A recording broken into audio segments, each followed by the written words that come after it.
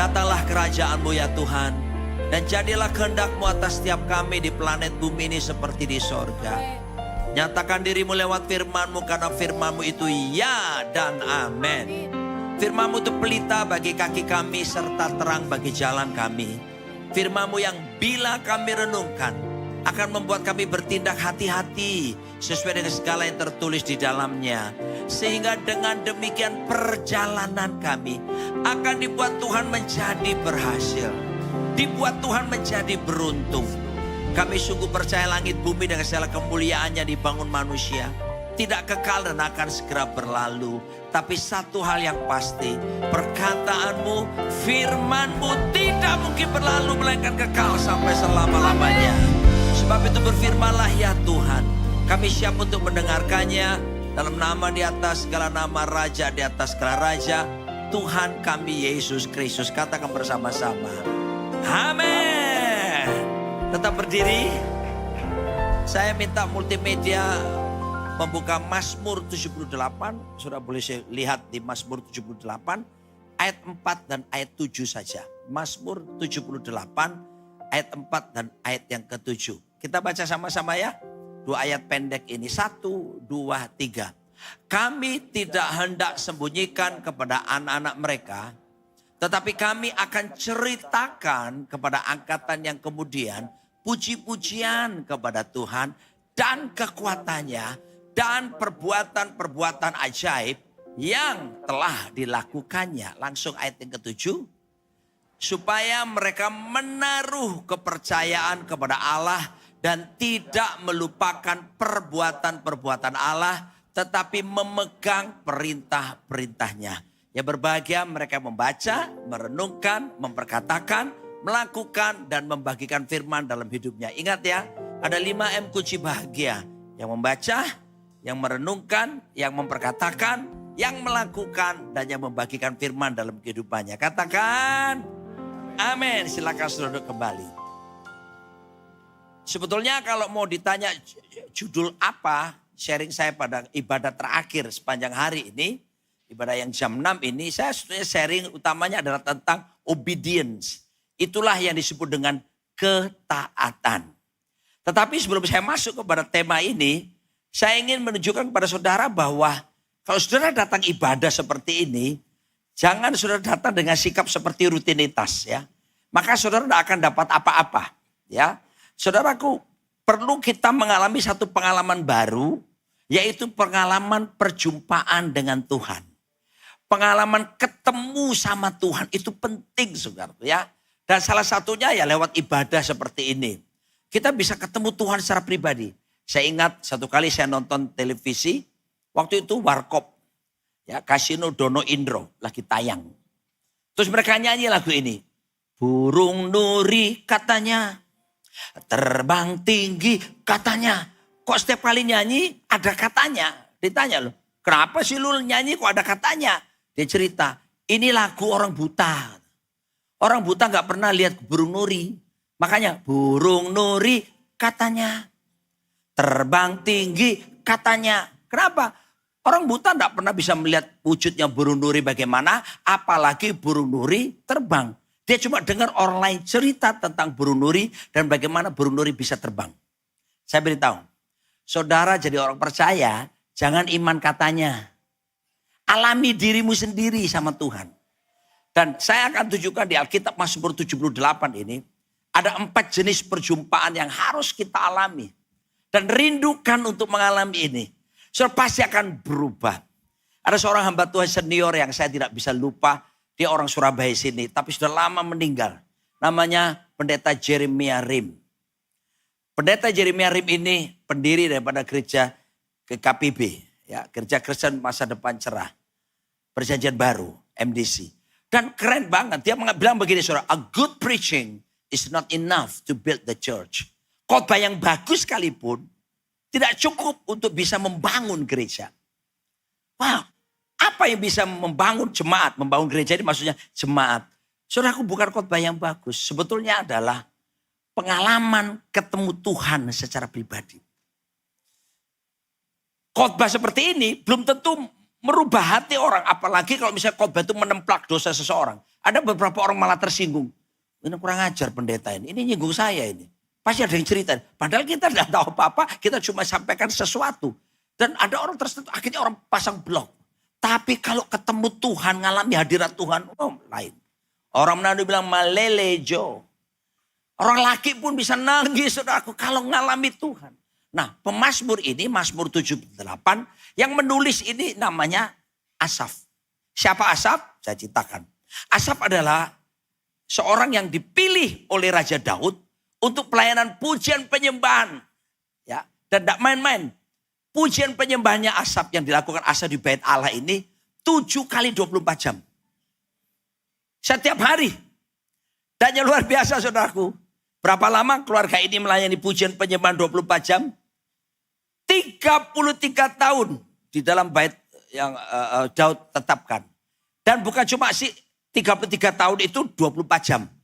Tetapi keluarga Asaf ini, jadi mulai dari opung, dari opa, anak, cucu, cicit, semua saudaraku, dari generasi ke generasi, melayani di bait suci sebagai pelayan pujian penyembahan. Sampai kapan? Sampai orang Israel dan orang Yehuda mengkhianati Tuhan. Sehingga Nebukadnezar datang menyerbu Yehuda, bait Allah dirobohkan. Dan dari dipilih oleh Raja Daud, keturunannya generasi demi generasi ini sampai terus melayani, tak putus-putus loh. 500 tahun kurang lebih. Hebat gak saudara? Raja Daud sendiri aja, Daud melayani Tuhan. Anaknya Salomo sudah mulai miring-miring. Kenapa? Sudah punya 700 istri, 300 gundik. Aduh saudaraku, 1000 perempuan. Saya pernah membayangkan kalau satu perempuan, satu istri, satu malam dengan satu istri. Maka pagi-pagi bangun tidur, dia keluar dari satu kamar istri yang nomor 1 misalnya. Sayang, jumpa lagi ya. Lalu istrinya berkata, kenapa kamu menangis? Kita ketemu 3 tahun lagi. 1000. Satu istri 1 hari. 1000 lagi, 1000 hari baru ketemu. 3 tahun lagi ketemu istri yang tadi. Dan saudara lihat bagaimana Salomo 20 tahun terakhir pemerintahnya. Dia mulai meninggalkan Tuhan. Barangkan, itu baru generasi kedua dari Daud, seorang pemazmur yang diurapi Tuhan. Generasi ketiga, Rehabeam, anak daripada Salomo. Ini lebih mengerikan. Gara-gara dia udah gak berbakti sama Tuhan, hatinya malah gak condong sama Tuhan, Israel pecah. Jadi kerajaan utara, jadi kerajaan selatan. Baru generasi ketiga. Saya tadi malam baru pulang mendarat dari Shanghai. 10:30 saya mendarat di Jakarta.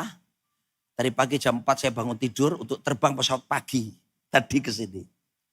Cukup capek saudara. Tapi di Tiongkok, Cina sana, mereka percaya tentang ini.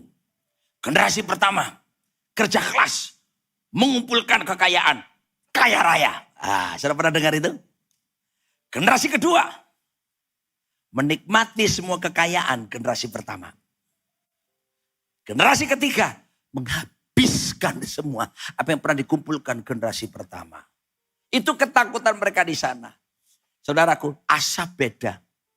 Mulai dari generasi bapaknya, anaknya, cucunya, cicitnya. Terus menerus mereka melayani Tuhan. Ini hebat. Saya tanya sama saudara sekarang. 100 tahun ke depan Anda di mana? Saudara akan berkata, mungkin sudah meninggal Pak kalau Yesus belum datang. Oke, pertanyaan saya berikutnya. 100 tahun ke depan gimana anak-anak saudara? Cucu-cucu saudara. Belum tentu loh anak-anakmu, cucu-cucumu nanti seperti saudara duduk sekarang beribadah dan dengar firman Tuhan. Belum tentu. Kalau Anda tidak mempersiapkan dari sekarang, maka ada peluang di mana suatu hari mereka tidak akan percaya kepada Yesus Kristus. Sebab saudara harus mempersiapkan sekarang anak-anak cucu-cucu kita. Dan pendidikan rohani anak-anakmu, cucu-cucumu bukan tanggung jawab gereja. Gereja cuma ketemu mereka 1,5 jam, 2 jam. Selebihnya tiap hari bersama orang tua. Alkitab mengajarkan, Ulangan pasal 6. Orang tualah yang mesti mengajarkan anak-anak secara langsung. Bagaimana berdoa, orang tua yang ngajarin. Bagaimana supaya cinta membaca Alkitab, orang tua yang mengajarkan. Bagaimana supaya hidup dalam taat, orang tua yang mengajarkannya. Children see, children do. Anak-anak melihat, anak-anak melakukan. Coba tangan saudara diangkat seperti ini. Bukan sulap sembarang sulap, bukan sihir sembarang sihir. Ikuti gerakan saya semua, ikuti saya ya. 1, 2, 3, tolong yang di belakang perhatikan. Puji Tuhan ya, jam 6 pun sampai di belakang, oke ya. Ikuti saya, 1, ikuti perintah saya, ikuti saya. 1, 2, 3, pegang dagu saudara. Saya suruh pegang apa? Dagu. Kenapa dengan yakinnya saudara pegang pipi saudara?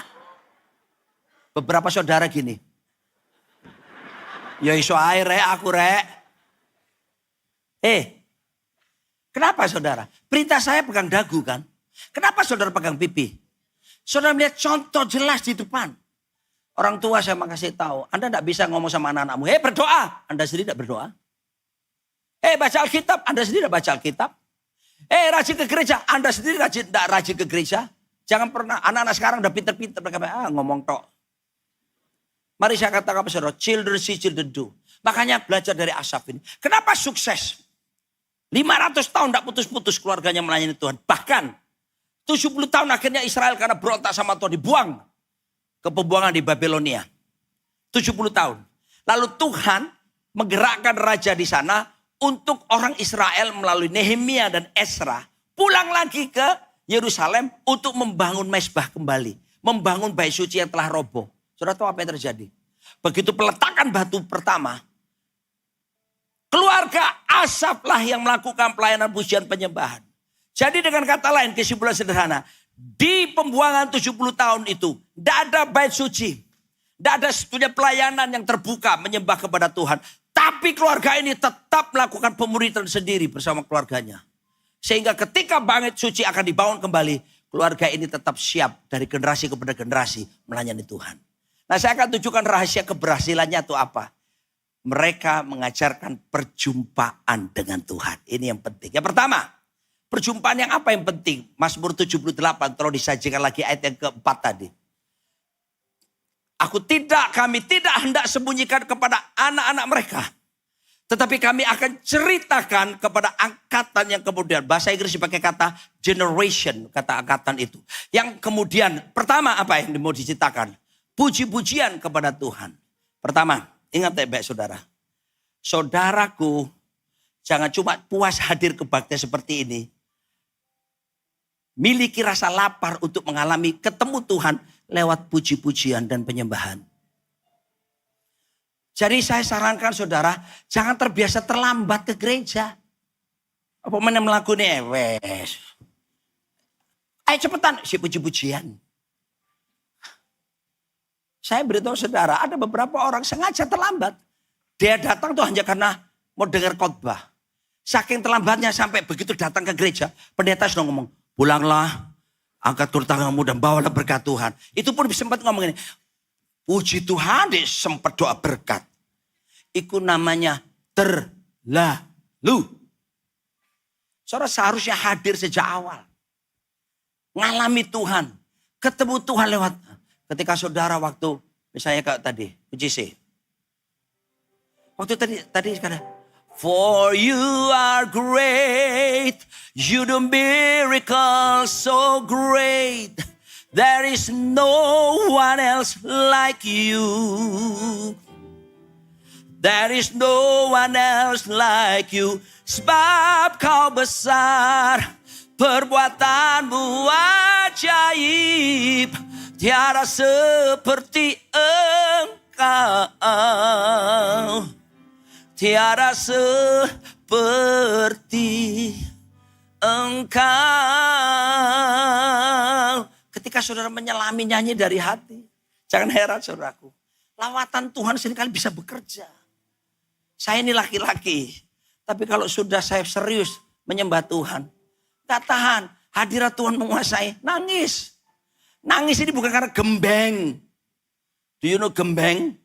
Cengeng. Enggak. Karena ngalami. Ini apa yang disebut love encounter.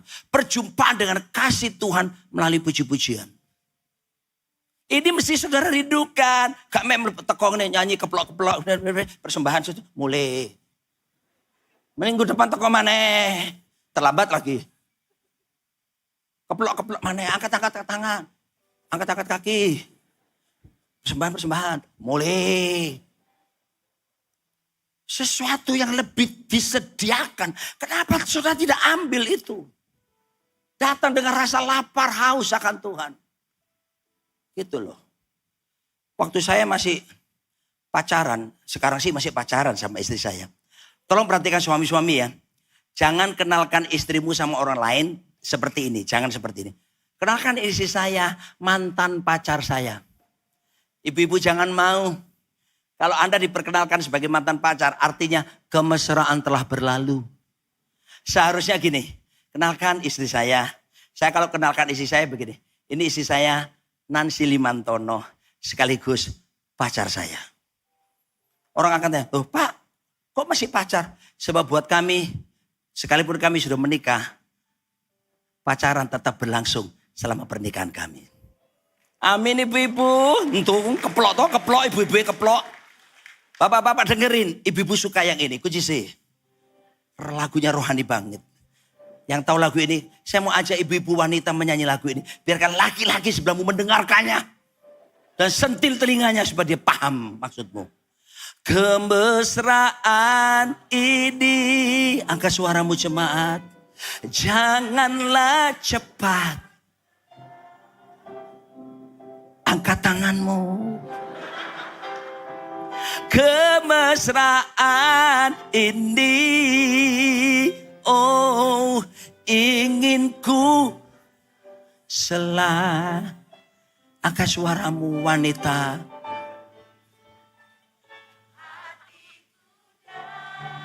Dengarkan laki-laki. Sampingmu. Hatiku damai, jiwaku tentram bersamamu.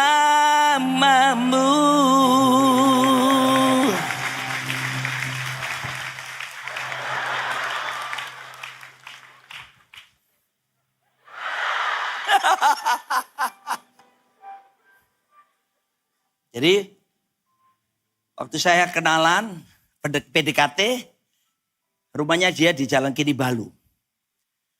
Saya coba diterima di ruang tamu.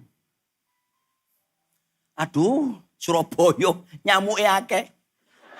Enak ngomong, oh iya gitu. Makanan kesukaanmu apa? Bakso, ceples. Nyamuk nih. Oh gitu ya. Oh kamu masih kuliah. Di mana? Petra, jebret. Ketika saya diterima cinta saya, jadi pacar resmi, masuklah saya ke ruang tamunya. Ngomongnya lebih enak, wis gak ceplas-ceples mana. Ketika saya tunangan sama dia, saya masuk ke ruang keluarganya.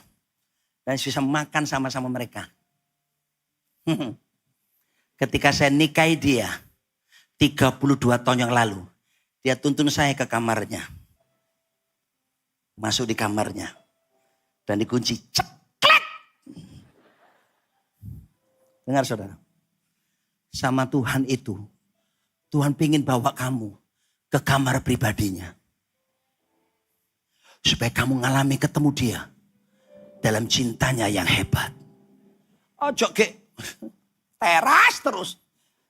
Beberapa kita malah bukan di teras. Di luar pagar. Ya apa? Enak kebaktiannya. Langkah jauh. Alkitab berkata, draw near to God and He will draw near to you. Mendekat kepada Tuhan, maka Tuhan akan mendekat kepadamu. Alami love encounter lewat puji-pujian. Adik ini dipasang sakmene akeh wong piro mau? 1, 2, 3, 4, 5, 6, 7, 8. Pemusik berapa tadi? Hah? 11. Come on man. Ini bukan hiasan. Ini mau menolong kita untuk menuntun ketemu Tuhan. Love encounter. Secara pribadi lewat pujian penyembahan. Dan bahkan dari rumah. Paham? Katakan bersama saya. Love encounter.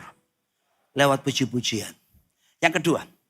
Ayat 7, Mazmur 78 ayat keempat tadi. Alkitab berkata seperti ini. Puji-pujian kepada Tuhan dan kekuatannya. Nah, inilah yang disebut dengan power encounter. Miliki kerinduan ketemu kekuatannya Tuhan. Miliki kerinduan ketemu kuasanya Tuhan. Mengalami kuasanya Tuhan secara pribadi. Bukan kata orang. Tuhan, saya sedang dalam kelemahan. Please, touch me. I need your help. I can't handle it. Sudah perlu itu lakukan. Rendahkan dirimu Tuhan. Saya butuh engkau. Tanpa engkau aku tidak bisa berbuat apa-apa. Saya beritahu pada saudara. Tuhan itu Tuhan yang berkemurahan.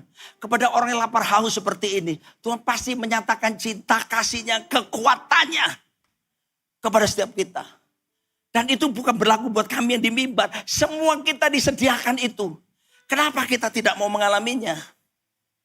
Amin. Saudaraku, jangan ragukan tentang kekuatan Tuhan. Alkitab berkata begini. Langit takhtaku, bumi tumpuan kakiku. Yesaya 66. Langit ini kan luar biasa ya. Bumi ini loh tempat kita ada. Gede enggak? Gede sekali. Tumpuan kaki. Ini ya. Tolong Pak Herman permisi ya. Ilustrasi khotbah. Ini bumi. Bumi. Tuhan itu bilang bumi ini tumpuan kakiku. Mek mancik kayak gini. Gede enggak Tuhan? Bumi ini loh. Coba tumpuan kakinya Tuhan gini. Bumi ini sebesar kayak gini. Kalau aku bukan pamer sepatu ya. Enggak. Ini ilustrasi. Saudaraku. Besar kan? Jadi saya bayangkan Tuhan tuh kalau jalan-jalan. Jalan-jalan. Jalan sore. Ada? Saya bayangkan Tuhan begini. Saya bayangkan gini. Merkurius. Mars, Pluto, Uranus, bulan, matahari, Sagittarius, Leo, Cancer, Libra. Yang lain ini bukan, yang belakang ini bintang. Tapi saya bayangkan Tuhan itu besarnya seperti itu. Dan dia berkata dalam Yesaya 42 begini. Siapa yang mengukur langit hanya dengan jengkal tangannya. Coba suruh buat jengkal semua. Semuanya. Kalau ada yang 1 meter maju ke depan. Foto bareng aku. Tak masuk no Kompas besok pagi. Tidak ada. 50 cm pun tidak ada kita. Paling 20-an senti. Tuhan ukur langit ini Alkitab bilang cuma dengan jengkal tangannya. Gede nggak tangan Tuhan? Gede banget. Tangannya. Aduh saudara. Bayangkan kalau dia pakai cincin batu. Segede apa batunya? Dia bilang begini, Alkitab bilang. Siapa menakar air laut hanya dengan lekuk tangannya. Buat lekuk tangan gini. Nah, buat gini. Seluruh jumlah air laut seluruh dunia ini ditampung cuma di tangannya Tuhan selekuk gini. Ingat ibu-ibu waktu masak apa jenenge? Kikil, sup kikil. Kupang lontong. Ya. Inci panas iya. Entek kabeh langsung. Kalau Tuhan mau sekali sedot habis semua air laut. Dia cuma menampung air laut sebesar lekuk tangannya. Gede enggak tangan Tuhan? Kalau dia pakai jam tangan segede apa jam tangannya? Oh saudaraku, dia yang besar ini mau siap untuk bisa menolong saudara dalam kesesakan saudara. Dia rela turun tangan sendiri menolong saudara. Itulah Tuhan kita, kujise. Panggil semua teman musikmu. Karena ini kebaktian terakhir saya kepingin disertai semuanya. Tolong pemusik naik ke depan semuanya. Sebab Tuhan maha besar. Dan sangat terpuji. Dia lebih dahsyat dari segala Allah. Hop. Tunggu mereka datang. Hah? Dia besar. Dan saudara, anggaplah saya ini box ya. Anggaplah ini kotak. Ini kotak ya. Kotak televisi. Box. Ya. Dia yang maha besar ini. Dia yang penguasa langit, bumi dan semuanya. Tata surya jagat raya dan semua galaksi yang ada. Dia datang ke bumi. Membatasi dirinya sebagai manusia. Dalam kotak bumi ini. Dia datang dibatasi ruang, dibatasi waktu. Padahal sesungguhnya dia tidak terbatas segalanya. Dia mau datang seperti ini. Dia kepingin menyelamatkan saudara. Dia datang dengan ruang yang terbatas itu. Dia mengerti perasaanmu hari ini. Dia mengerti kegagalanmu. Dia mengerti kegalauanmu. Karena dia pernah datang sebagai manusia seperti kamu. Nah, loh penyanyi ini. I call you all the singers. Halo. Weh, semua nyanyi sama-sama. Oh tadi kamu main keyboard, sekarang? Wah serba bisa. Mau nari balet. Siap musik. Yes, haleluya. Tidak ada yang sama seperti dia. Kenapa Daud tidak takut sama Goliat yang tingginya 3 meter? Mesin perang Filistin. 40 hari orang Israel ditantang. Siapa berani lawan aku 1 lawan 1. Kalau aku kalah, bangsaku jadi budakmu. Tapi kalau kamu yang kalah, kamu jadi budak bangsa kami. Ayo 1 lawan 1. Ayo maju. Tidak ada satupun. Termasuk Raja Israel si Saul. Yang tingginya sebahu daripada yang lainnya. Gak berani ketemu dia. Arek desit. Arek deso. Arek tretes. Daud jenenge. Kunci asik. Polos. Disuruh papanya. Ot. Weh papa.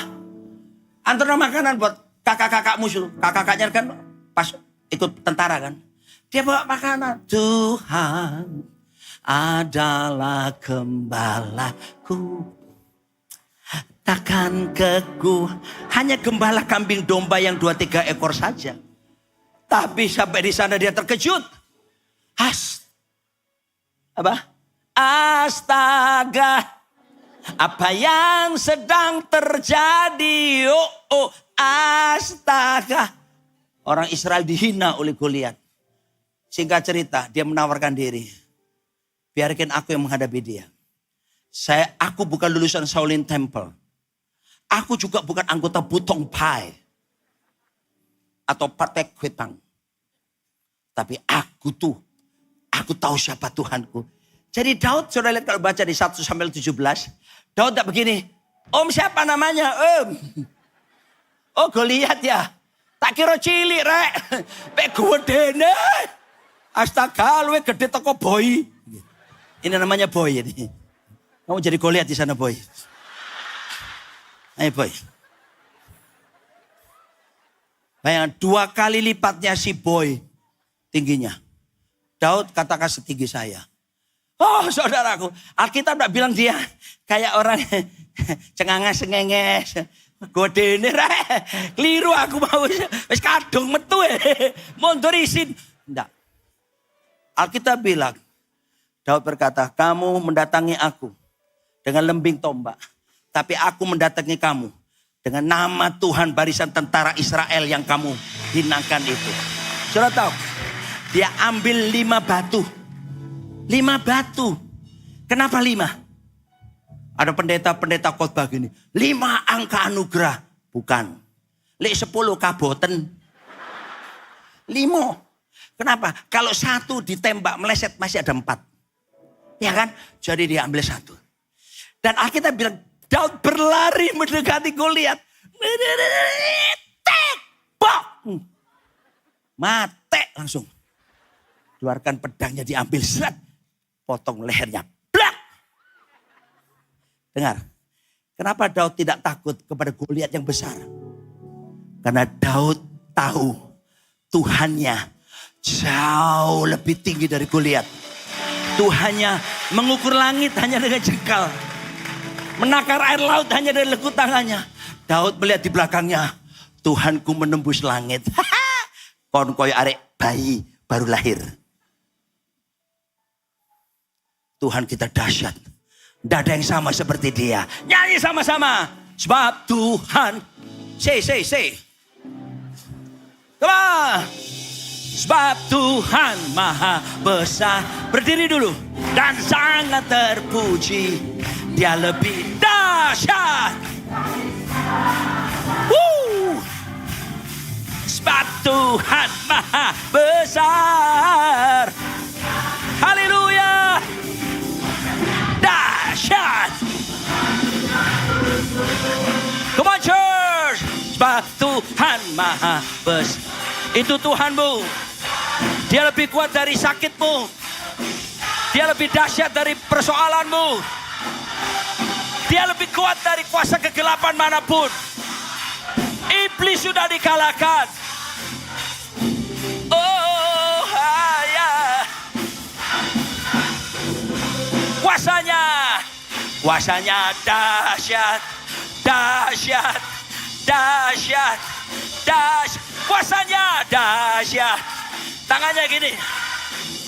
One more. Kuasanya dahsyat. Dahsyat. Dahsyat. Menghancurkan musuh. Yeah, yeah, yeah, yeah. Yeah. Oke, you may be seated. Silakan saudara duduk kembali. Oh, alami ketemu Tuhan dengan segala kekuatannya. Power encounter disediakan kok. Rindukan itu. Makanya Tuhan izinkan kamu mengalami proses. Proses jangan ditengking Pak. Supaya kamu bisa ketemu kekuatannya. Sehingga kamu mengandalkan Tuhan. Ada ungkapan berkata begini. The cross before the crown. Salib dulu baru mahkota datang. The test before the testimony. Ujian dulu baru kesaksian muncul. The thorn before the throne. Duri dulu terjadi baru ada takhta. Jangan ditengking proses kehidupan. Sebab di tengah proses itu Tuhan mau menunjukkan kekuatan kuasanya kepada kita. Andalkan dia sebagai Tuhan. Tidak ada yang mustahil. Dan bagi kita orang yang percaya kepadanya pun tidak ada satu pun yang mustahil. Yang percaya berkata, yes, amen. Yang ketiga disebut Mazmur 78 ayat keempat. Ya kalian sengaja di sini ya. Saya tadi bilang sama mereka. Bahwa kalian ini membawa jemaat mengalami Tuhan lewat puji-pujian. Love encounter. Jadi saya bilang sama mereka, jangan terlambat. Ada yang tadi, saya mau khotbah baru datang. Nggak menikmati love encounter, power encounter. Bukan berarti khotbah pun tidak bisa mengalami itu. Tapi, saudara pernah makan di restoran, undangan orang Chinese menikah? Pesta meja? Kalau saudara terlambat di mana? Semetu podeng dong. Luwe mangan instan mie mana no oma. Lo kok gak makan di pesta? Terlambat. Godok mie dewe. Saudara datang dari awal. Menunya akan datang. Pembuka. Aduh, enak. Menu kedua. Menu ketiga. Menu keempat. Jadi yang suka terlambat. Kamu datang pas buahnya tok. Jangan tersinggung ya. Karena saya mengasihi saudara. Tujuannya ini. Love encounter. Power encounter. And then the third is miracle encounter. Ngalamilah mujizatnya. Ibrani 13 ayat 8 berkata. Yesus Kristus tetap sama. Baik kemarin, sekarang, bahkan sampai selama-lamanya. Dulu Yesus buat mujizat. Hari ini pun mujizat tetap bisa berlangsung bagi setiap kita. Apapun pergumulan saudara. Mujizat disediakan. Walaupun itu memang kedaulatan Tuhan. Tapi Alkitab bilang, menjelaskan itu ada. Saudara, saya baru ini diminta seorang ibu-ibu, tolong agak pelan. Seorang ibu-ibu itu didiagnosa kanker stadium 3 payudaranya. Lalu saya dengan istri saya mendoakan ibu tersebut. Waktu kami doakan, dia sangat ketakutan. Dia takut mati, meninggalkan suami anak-anaknya. Dia khawatir sekali, kanker stadium 3. Saudaraku, sebelumnya tidak rasa apa-apa. Tapi begitu diperiksakan langsung stadium 3. Tentu membuat dia menjadi cemas, saudaraku. Dan waktu kami doakan, saya berkata begini. Oleh bilu-bilu Yesus Kristus, penyakitmu ini telah disembuhkan. Saya kutip 1 Petrus 2:24b. Lalu saya berdoa seperti itu. Tiba-tiba ibu tadi ini yang tadi diam gini. Totok dia angkat wajah gini. Lalu dia matanya terbuka. Melototi saya gini. Sambil ngomong begini. Saya mati, aku mati, aku mati. Oh saya tahu, ini bukan dia, ini roh jahat. Ada roh jahat sedang menguasai dirinya. Lalu saya tengking dalam nama Yesus. Keluar kamu setan. Keluar kamu. Lalu kemudian dia pelototin saya gini. Saya dapat hikmat baru. Saya pelototin dia juga pakai mata saya. Lihat mata saya. Saya bilang gitu. Lihat mata saya. Waktu matanya dia tadi mau melototi saya. Dan mata ketemu mata yang pelototan itu. Tiba-tiba responnya dia gini. Ketakutan lihat mata saya. Pak, mata saya ada sesuatu? Tidak ada kan? Biasa-biasa. Oke. Tahu-tahu dia duduk lagi. Saya doakan lagi. Dia melek lagi. Dia marah lagi. Melototin saya. Kedua kali saya berkata. Lihat mataku. Dalam nama Yesus. Setan. Keluar kamu. Dia ketakutan lihat mata saya. Dia tutup mata gini. Dan saya tengking. Keluar. Dan kemudian dia tersadar. Dia sadar. Roh jahat sudah pergi. Berangkatlah dia ke Singapura, periksa. Dan saya dapat kabar dari temannya. Pak Roni, yang Bapak doakan itu kenapa? Ke Singapura. Hasilnya, apa hasilnya? Kankernya stadium 3 hilang lenyap. Artinya apa? Miracle. Mujizat terjadi. Dokter Singapura heran. Kamu minum apa? Saudaraku saya beritahu. Memang itu kedaulatan Tuhan. Tapi kalau saudara punya iman. Yang datang hari ini pun. Pergumulanmu apapun. So, mungkin pergumulan tentang mujizat. Membutuhkan mujizat bukan kesehatan. Keuangan keluargamu. Masa depanmu. Saya beritahu saudara. Bagi Tuhan. Tak ada yang mustahil. Nyanyi saudara. Bagi Tuhan. Yes. Tak ada yang tak mungkin. Amin. Mujizatnya disediakan bagiku. Oh ya. Ku diangkat dan dipulihkannya. Miracle encounter disediakan. Satu kali saya butuh uang. Saya tanya sama istri saya, waktu itu ini kisah lama ya. Sekitar 20-an tahun yang lalu. Saya masih melayani di Mataram Pulau Lombok. Saya tanya istri saya, sayang duit kita berapa? 2.000 dolar? Enggak. Rupiah? What? Senin. Uang kami tinggal 2.000 rupiah. Saya tanya sama dia, uang yang di bank berapa? 20.000. Saldo minimal. Kalau diambil enggak punya nomor rekening. Gemon men. Apa yang saya lakukan dengan istri saya? Kita cuma bisa mengucap syukur. Kujise. Dengar saudara, kalau ada pergumulan, ojo kan. Tuhan. Naikkan ucapan syukur kepada Tuhan. Pasti ada maksud yang mulia di balik penderitaan. Yang saya lakukan justru bersyukur. See. Thank you Jesus. Jesus, Jesus, thank you, Jesus. It's only by your grace that I could live today. Forever I will praise your name. Tiba-tiba ada cim-cim. Datang sepeda motor sebutut. Tok. Dia bawa anak gadisnya. Cim ini baru buka depot di kompleks perumahan BTN. Yang rumahnya cuma tipe 45 meter persegi. Dia buka depot baru cuma 2 meja. Dia bawa kepada kami. 5 rantang, satu susun. 5 rantang sini. Jadi 10 rantang. Nasi, sayur, lauk pauk semua. Satu keluarga kami bisa makan siang, makan malam di rantangan yang 10 rantang itu. Uang tetap 2.000 saja. Tapi siapa yang kasih tahu chip itu bahwa kami tinggal 2.000? Saya tidak umumkan. Jemaat, tidak ada. Tuhan gerakkan chip ini. Besok bagaimana? Tunggu. Pagi-pagi, chip yang sama, kirim lagi. 10 rantang. Selasa, duit tetap 2.000. Rabu, dia kirim lagi. Kamis, dia kirim lagi. Jumat, dia kirim lagi 5 hari berturut-turut. Jumat siang, saya dapat telepon dari Jakarta. Seorang pengusaha. Pak Roni, shalom. Shalom. Pak Roni ada apa? Kenapa? Loh, enggak apa-apa, kenapa? Berapa hari ini kok Tuhan nampakkan wajahnya Pak Roni kepada saya di Jakarta. Hebat kan? Wajahku dari Mataram Pulau Lombok terbang ke Jakarta. Shalom. Oh, gak apa-apa kok. Saya bilang gitu. Terus gini aja Pak Roni. Berapa nomor rekeningnya? Aduh, tanya nomor rekening itu saya paling suka. Tapi hamba Tuhan harus jaga integritas.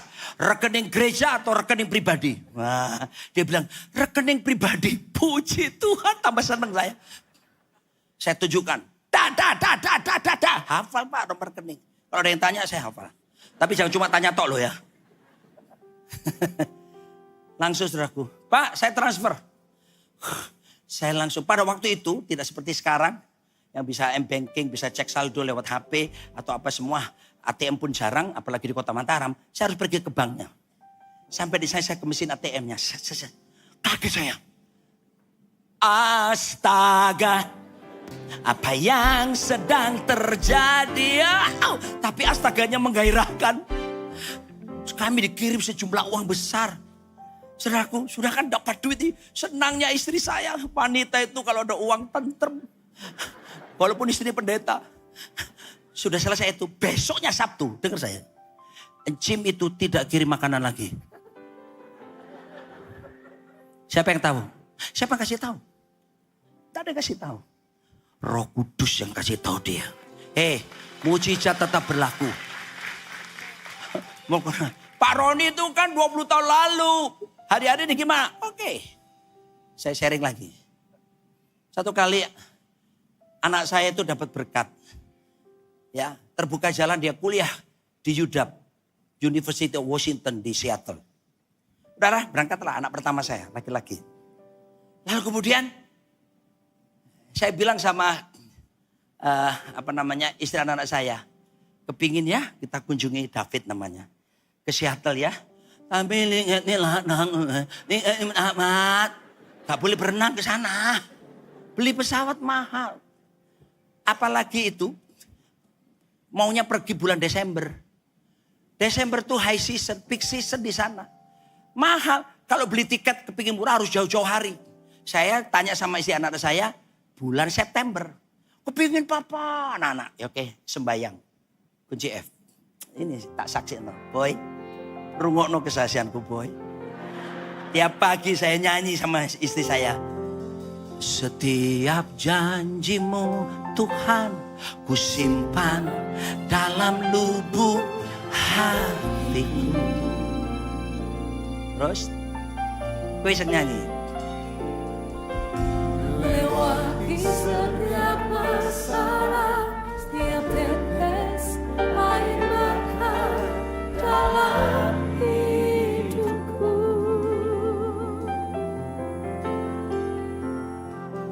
Janjimu menopang hidupku, kasihmu menuntun langkahku. Tiap hari saya nyanyi lagu ini. Tidak ada mujizat. September berlalu. Tidak terjadi apa-apa. Refren. Masuklah bulan Oktober. Oh ya. Saya masih nyanyi lagu ini. Berharap mujizat keuangan. Minggu pertama lewat, tidak terjadi apa-apa. Minggu kedua lewat, tidak terjadi apa-apa. Minggu ketiga lewat, tidak terjadi apa-apa. Minggu keempat lewat, tidak terjadi apa-apa. Lalu apa yang terjadi? Sebentar. Masuk November. Saudara yang pernah ke luar negeri, pergi ke luar negeri tiket, kalau pergi jaraknya dekat, jauh lebih mahal. Apalagi high season, peak season. Betul? Sudah, gimana? Bisa November. Bulan depan mau berangkat, November. AWW Do you know AWW? Aku gak duwe AWW. Singkatan nih. Dream. Aku nyanyi lagu ini. Kalaupun Tuhan engkau tidak jawab, aku tetap percaya padamu. Kalaupun engkau tidak jawab, aku pun tidak apa-apa tidak berangkat ke Amerika. Tak apa-apa. Tapi aku berharap Tuhan, kalau engkau izinkan lakukan sesuatu. Apa yang terjadi? Sampailah saya di sebuah hotel. Dan saya pergi ke resepsionisnya untuk pipis. Do you know pipis? Ngoyo. Saya ke restroomnya. Di daerah resepsionis. Saya kencing. Keluar dari kencing saudaraku. Begitu saya buka pintunya. Seorang pengusaha. Orang Jakarta, pengusaha sukses Jakarta. Masuk ke situ. Terus, Pak Roni. Shalom. Tidak jadi masuk dia. Di pintu luar itu ngobrol. Pak Roni. Tahu dia ngobrol gini. Saya dengar anak bapak kuliah di Seattle ya. Oh iya. Oh, tahu dia ngomong gini. Pak Roni punya rencana nggak mau ke Amerika? Loh, dia tanya begitu aneh kan? Saya langsung siapa? Punya. Iya Pak. Terus dia bertanya gini. Berapa orang rencana mau berangkat? Saya bilang 4 orang. Tahu dia diam sebentar gini. Yang ini yang saya membuat kagum. Dia bilang gini. Semua tiket. Sangu. Apa semuanya? Saya beresin. Dia panggil sekretarisnya. Saudaraku, dibayari semua. Semuanya.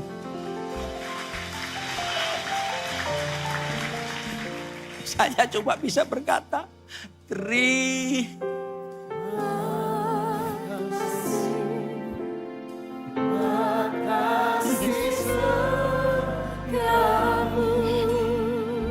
Berarti Tuhan izinkan berangkat. Kalaupun enggak apa-apa.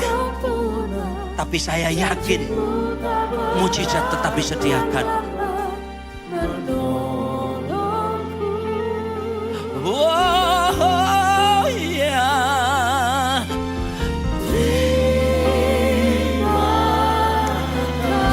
Oh Tuhan kau baik.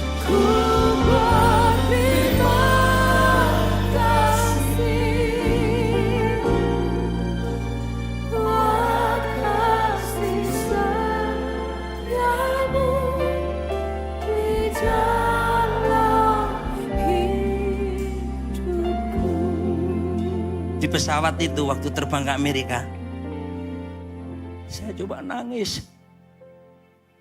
Tuhan terima kasih.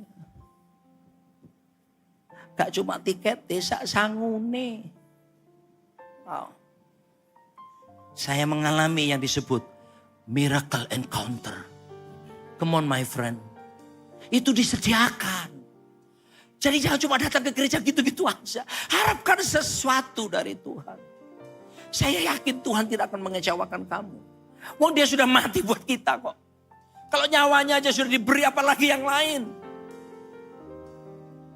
Jangan ada yang putus asa. Saya tahu ada beberapa orang sedang berpikir bahwa saudara tidak akan lanjutkan percayaan saudara kepada Tuhan. Ada beberapa saudara sedang berpikir bahwa podo ayah rek. Kok gak ada perubahan. Kuatkan teguhkan hati saudara malam ini.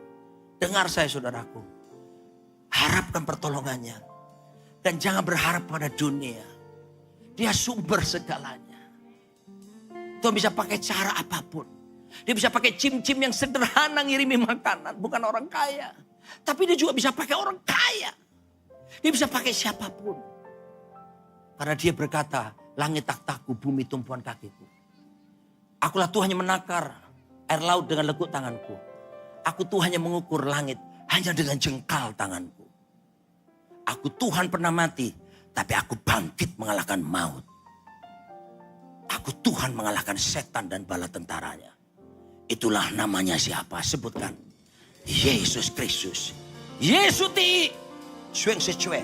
Yesus ti. Yes. He's always number one. The best. Terakhir. Kok kisah mewek sih? Alami Tuhan. Aduh saudara. Yang berikutnya. Mazmur 78. Are you okay my friend? Temani saya ya. Oke. Mazmur 78 ayat yang ke-7 sekarang. Jadi first is love encounter through praise and worship. And then the second is power encounter. The third is miracle encounter. And then the last is, sebenarnya bukan the last ya. Tapi yang keempat adalah the fourth is supaya mereka menaruh kepercayaan kepada Allah dan tidak melupakan perbuatan-perbuatan Allah. Tetapi memegang perintah-perintahnya. Apa maksudnya? The truth encounter. Ketemu dengan firman Tuhan, firman kebenaran. Mengalami kebenaran secara pribadi. Ini harus dialami setiap kita. Jangan burung nuri katanya. Makanya Anda perlu baca Alkitab. Karena kalau kita saudaraku baca Alkitab itu mungkin beberapa kalimat muncul. Tapi ada kalanya kalau Roh Kudus berbicara sesuatu. Ada satu kata, dua kata muncul. Dak! Itu pengalaman ketemu firman. Itu salah satunya. Makanya biasakan baca Alkitab. Surat baru Pak apa bilangan Pak, aduh Pak, ngitungi jumlah orang Israel, suku-suku imam, waduh Pak, pegel Pak, gak usah. Hei, kamu makan bandeng gak? Bandeng itu enak gak? Enak. Apa mana bandeng isi Sidoarjo? Enak bandeng. Tapi kalau sudah makan bandeng, hanya karena banyak durinya. Terus saya berkata gini, wis umur-umur aku, gak mangan, gak paten. Saudara tidak akan pernah menikmati bandeng. Yang saudara harus lakukan adalah waktu makan bandeng yang berduri itu, saudara angkat durinya kan. Baru dagingnya sudah makan kan. Ketika saudara baca Alkitab, saudara gak ngerti, gak apa-apa. Lewati aja, jalani aja. Itu seperti saudaraku membuang duri. Ilustrasi aja. Jalan terus saja. Roh Kudus pasti suatu waktu akan menerangi hati pikiranmu. Untuk melihat ada janji-janji Tuhan di balik kalimat-kalimat itu. Dan ketika kamu menemukan janji itu, diam di situ, perkatakan itu, renungkan itu. Saya yakin saudaraku, kamu akan mengalami perkara-perkara luar biasa. Yesus bilang begini, yang tepuk tangannya dulu buat Tuhan. Dia bilang apa saudaraku? Heaven and earth shall pass away. Langit bumi bisa berlalu, but my words, firmanku, shall not pass away. Gak mungkin berlalu. Cuma firman Tuhan tinggal tetap. So, baca kitab suci. Baca kitab suci. Baca kitab. Angkat suaramu adik-adik. Baca kitab suci. Baca kitab suci. Baca kitab suci kalau mau tumbuh. Ketika kamu mengalami pengalaman pribadi sama Tuhan, beda. Seorang bernama Saul di Alkitab, pembunuh orang Kristen, penganiaya jemaat, dapat surat kuasa dari para imam-imam kepala, tangkepin orang Kristen di Damsyik. Dan dia dengan pasukan tentara. Dan dia datang untuk menangkap dia. Menganiaya orang-orang percaya. Apa yang terjadi? Di tengah jalan. Ada kilat. Dan dia terjatuh dari kendaraannya. Ada suara berkata, Saulus, Saulus, mengapa engkau menganiaya aku? Siapa engkau Tuhan? Akulah Yesus yang kau aniaya. Dan saudara tahu setiap peristiwa itu, Kisah Rasul pasal yang ke-9. Saulus penganiaya jemaat ini dirubah sama Tuhan jadi Paulus. Dijadikan buta. Lalu ketemu seorang hamba Tuhan Ananias didoakan melek dia. Dia ketemu pengalaman yang disebut love encounter, power encounter, miracle encounter, truth encounter. Dia ngalami pengalaman ini, berubah total kehidupannya. Saudara mau berubah? Kenapa sudah bertahun-tahun jadi Kristen tidak berubah? Kamu belum mengalami pengalaman ketemu Tuhan pribadi. Kamu cuma Kristen kata orang. Malam ini datang sama Yesus dan berkata, Tuhan tolong. Saya gak mau jadi Kristen kata orang. Saya mau mengalami Engkau secara pribadi. Saya tahu Tuhan, Engkau bukan cuma menolong pendeta kecil di depan itu. Engkau sanggup menolong saya dan keluarga saya. Bagimu tidak ada yang mustahil. Terakhir kesaksian. Haleluya. Kalau dengar kesaksian gini malah tambah senang orang-orang yang kelihatannya. Satu kali saudaraku. Anak saya di Seattle itu, si David itu beritahu. Pa, Ma, udah deket bayarnya loh. Di sini by system. Kalau terlambat bayar, aku dicoret. Waduh, saya tanya sama istri saya, duit kita berapa dolar? 400. What? Kita butuh ribuan dolar untuk membayar satu term. Aduh gimana ini? Udah saudaraku, sembayang. Jadi saya percaya kalau ada masalah, di depan nanti ada kemuliaan. Kalau ada masalah, saya selalu belajar, pasti akan ada sesuatu yang akan Tuhan nyatakan. Ya sudah berharap sama Tuhan. Saya nggak telepon jemaat yang kaya. Shalom Pak Ibu. Anak saya butuh uang. Nggak pakai. Nggak. Selama 32 tahun saya melayani sebagai pendeta. Saya tidak mencari pertolongan manusia. Saya berharap Tuhan saya. Dan 32 tahun saya jadi pendeta. Saya tidak pernah menyesal jadi pendeta. Karena Allah yang saya layani, Tuhan yang hidup dan berkuasa. Mujizatnya tetap berlaku sampai hari ini. Bahkan sampai selama-lamanya. Sudah ya? Udahlah. Lalu saya ini waktu itu mengambil kuliah doktoral teologi saya di Bali. Di tempat Bapak Pendeta Timotius Arifin di Lembah Pujian. Jadi saudaraku, saya harus terbang ke Bali untuk kuliah. Tapi sebelum terbang saya ditelepon. Seorang sekretaris dari seorang bos di Jakarta. Pak Pendeta Roni Daud, ya shalom. Pak, bisa nggak mengisi ulang tahun? Bos kami merayakan ulang tahun. Kapan? Tanggal sekian. Waduh, gak bisa. Kenapa Pak Roni? Saya ada di Bali hari itu. Pak, ulang tahunnya dibikin di Bali. Aneh kan? Tapi saya kan kuliah. Pagi itu saya harus kuliah. Cuma bisa. Terus sorenya saya harus ada acara yang lain. Terus saya bilang gini, waduh, tapi gak bisa ya. Sebab saya ada kuliah, ada acara yang lain. Pak, acaranya itu diadakan pagi hari. Pagi-pagi sekali. What? Aneh kan? Pengusaha Jakarta bikin ulang tahun di Bali. Ulang tahunnya pagi. Saudaraku langsung berkata, siap. Saya pergi ke Bali. Saya pinjam Pak Arifin punya mobil. Lalu saya dikasih sama Pak Arifin jas. Saya ingat mereknya Mark and Spencer waktu itu. Ya, saya tidak punya pengalaman punya jas yang dari luar negeri. Selama ini jas saya made in Indonesia tercinta. Jadi saya pakai Mark and Spencer datang ke sana. Ternyata teman-teman kolega bisnisnya kumpul semuanya. Ya saya lihat makanan sudah sedia di meja. Aku gak bisa khotbah lama-lama. Khotbah cuma beberapa menit sudah karena sudah siap makan.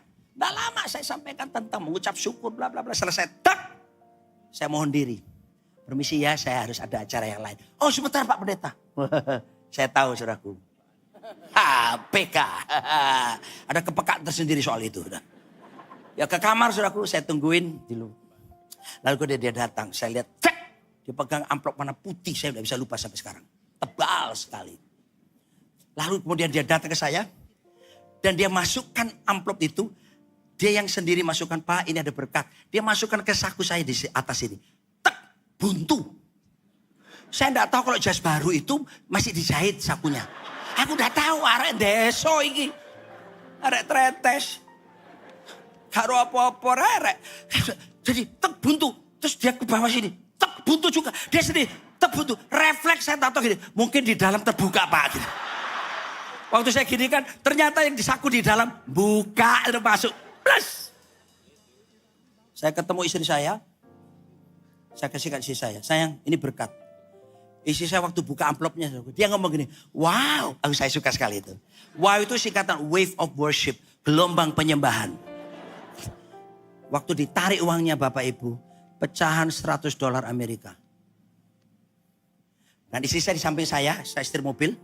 Dia samping saya.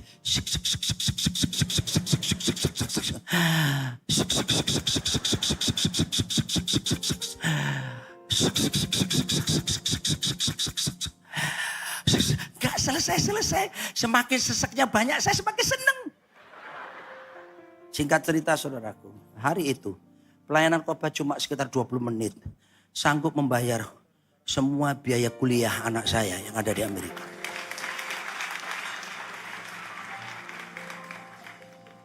Ini loh. Memang tidak mesti berlaku buat semua. Tapi yang saya sedang beritahukan, ada harapan di dalam Tuhan. Malam ini siapapun saudara, pegang teguh Tuhan. Jangan keluar dari tempat ini dengan ragu-ragu lagi. Percaya dengan segenap hatimu. Yesus Kristus tetap sama. Baik kemarin, sekarang, bahkan sampai selama-lamanya. Belum dulu dia buat mujizat. Hari ini mujizat disediakan. Hari ini kuasanya disediakan. Hari ini kebenarannya disediakan. Hari ini kasihnya disediakan bagi setiap kita. Yang percaya berkata, hidupku come on, bangkit berdiri. Tanda mujizat sertai tiap langkahku. Kau bersamaku di dalamku, jadi bukti kebesaran. Oh yeah, hidupku mengenal firman-Mu. terima kasih Tuhan Yesus.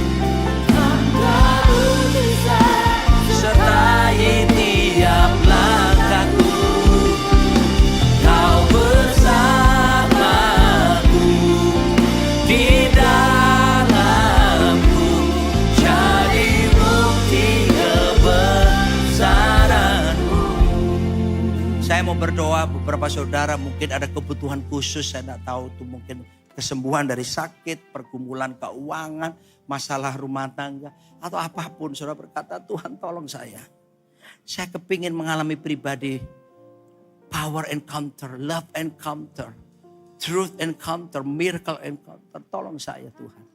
Kalau dia mau didoakan seperti itu dari tempat saudara berdiri, angkat tangan saudara. Saya dengan sukacita akan mendoakan saudara. Tangan kanan diangkat, tangan kiri letakkan di dada saudara.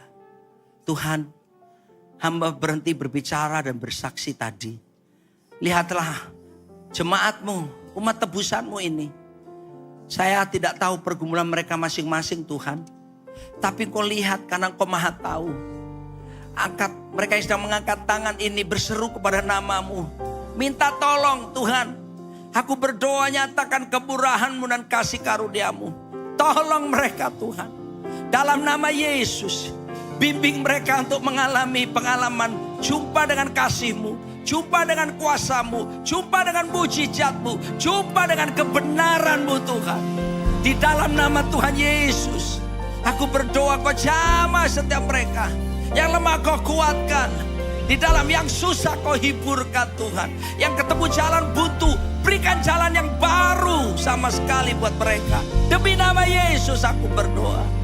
Sebab bagimu tidak ada yang mustahil. Bagi kami yang percaya kepadamu pun tidak ada yang mustahil. Biarlah kami pulang dengan sukacita, pulang dengan kelegaan, pulang dengan kemenangan. Dan terus merindukan Tuhan. Terus merindukan ketemu Tuhan secara pribadi di dalam hidup kami. Terpujilah nama-Mu Tuhan, kekal selama-lamanya. Haleluya. Dalam nama Yesus. Nyanyikan sama-sama lagu ini. Hidupku. God bless you.